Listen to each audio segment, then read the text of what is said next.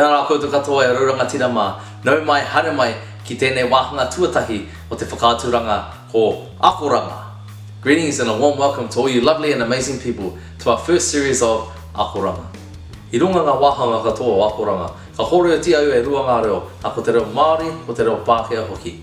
A mo te reo Māori, ka kōrero tiau he reo noa, e hara he mita no tēnei rohe, no tēnā rohe, a he reo noa anake, a kia māramatia i tātou katoa, he ahanga kōrero ka puta mai. On every series of Akoranga, I'll be speaking in both the Māori and English language. With te reo Māori, I won't be speaking any specific dialect, but I'll be speaking generic Māori so that we can all gain an easy understanding of what has been said. Ki runga tēnei wāhanga o Akoranga, ka timatau ki ngā mihi, a ka wāwāhi au he rua ngā wāhanga, ko te mihi tuatahi me te mihi tuarua. On this series of Akoranga, I'll be starting with greetings and farewells, and I'll be breaking it into two sections, which will be Mihi 1 and Mihi 2. O tēnei wiki e kōrero anau e pāna ki Mihi tuatahi, ai rua no ngā wiki ka tūmane e kōrero anau e pāna ki Mihi tuarua. This week's segment, I'll be talking about Mihi tuatahi, and in 2 weeks' time, I'll be talking about Mihi tuarua. Me timata tātou kia Mihi tuatahi, ne? Engari, I mui tēnā, ko te mea tuatahi ke runga no atu ngā mea katoa kia mihi tātou ki te ariki nui. So let's get into Mihi tuatahi, yeah? But before we do so, first and foremost, above all else, we must pray to our good Lord. Mihi noi tātou, ne? Let us pray. He te ariki, Manaakitanga mai a mātou, I roto i a mātou mahi, mo tēnei rā, mo ake ake, Āmine. Lord, bless us in all our works we do today, forever and ever. Amen. To begin with, I'll be touching on the most common and basic forms of greeting, which will be how to say hello and how to say goodbye. Now first off, we say hello, which is kia ora. Now repeat after me, kia ora. Kia ora. Kia ora. Nice and loud, kia ora. One more time now, kia ora. Now we break down this word, kia ora. It is two words, kia and ora. Kia ora means hello, thank you, and be well. It has three meanings to this word. Now when we pronounce kia ora, especially with the ora part, it is like pronouncing the word arriba. We roll the R off the tongue, r, kia ora, and it's all in one word. So kia ora, arriba, kia ora, arriba. So repeat after me again, kia ora, kia ora. Ka pai? Now for this next greeting, I'm really going to need you fellas to switch on your taringa, your ears, okay? You really need to have these switched on. Now with this greeting, it's more of a complicated greeting and it's more of a formal greeting as well. And this one is called tēnā koe. Tēnā koe. Repeat after me, tēnā koe. Tēnā koe means greetings to one person. Now like I said before, I really need you to use your taringas here, because this is a lot more complicated. I'll be now teaching you on how to greet multiple people. Now when you see two people, you say tēnā kōrua. Tēnā kōrua. Repeat after me, tēnā kōrua.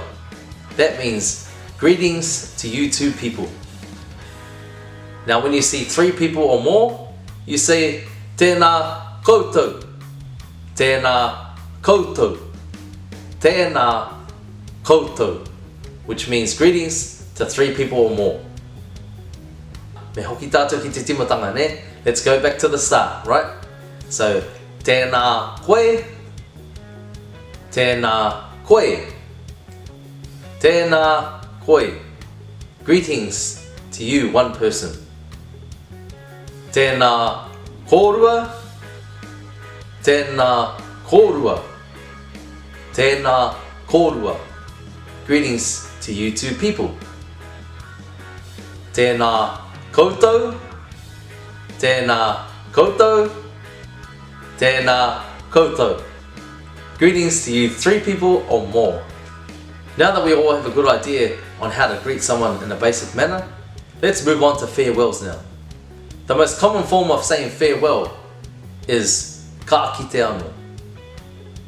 Some people say ka kite, which means goodbye, but I like to say ka kite anō, which means see you again. So ka kite, which means see you or goodbye, or ka kite anō, which means see you again. Let's repeat after me. Ka kite anō, see you again. Ka kite anō, ka kite anō, ka kite anō, see you again. Or we can say ka kite, goodbye, or see you. Ka kite, ka kite, ka kite, goodbye, or see you.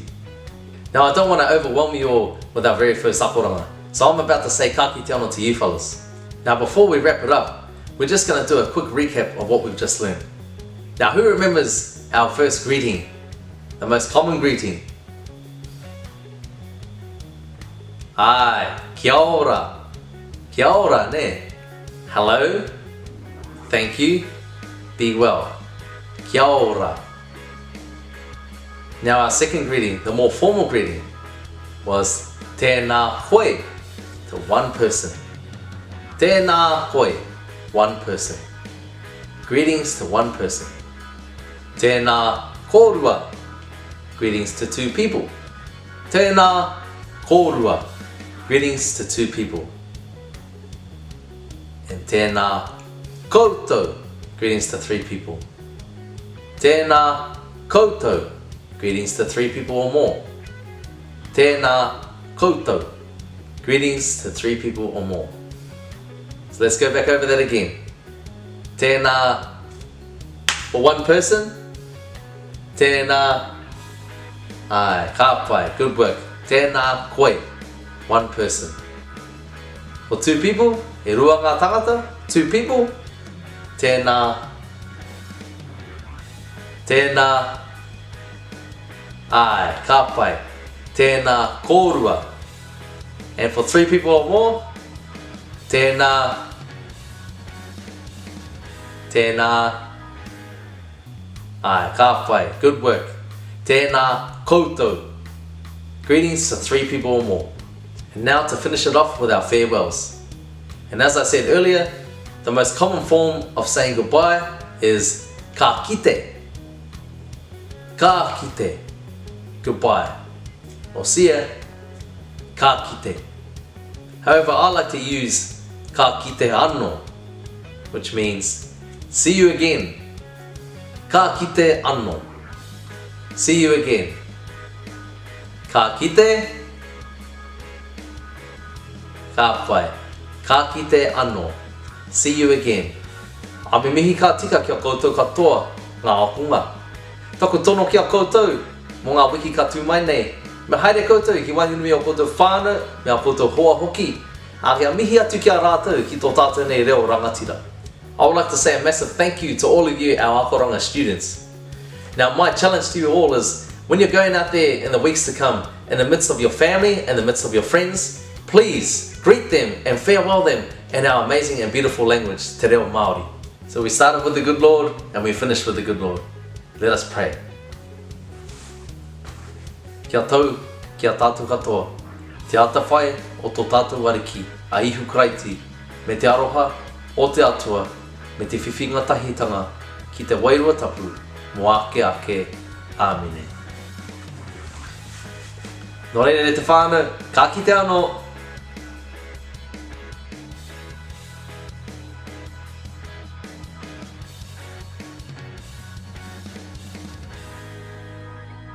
Now if you love this series of Akoranga and you don't want to miss out again, don't forget to subscribe to our channel, give us a big old thumbs up and comment down in the section below. Let us know how you felt about the series and what else you'd like to learn. Nō reira, ngā mihi kia koutou katoa.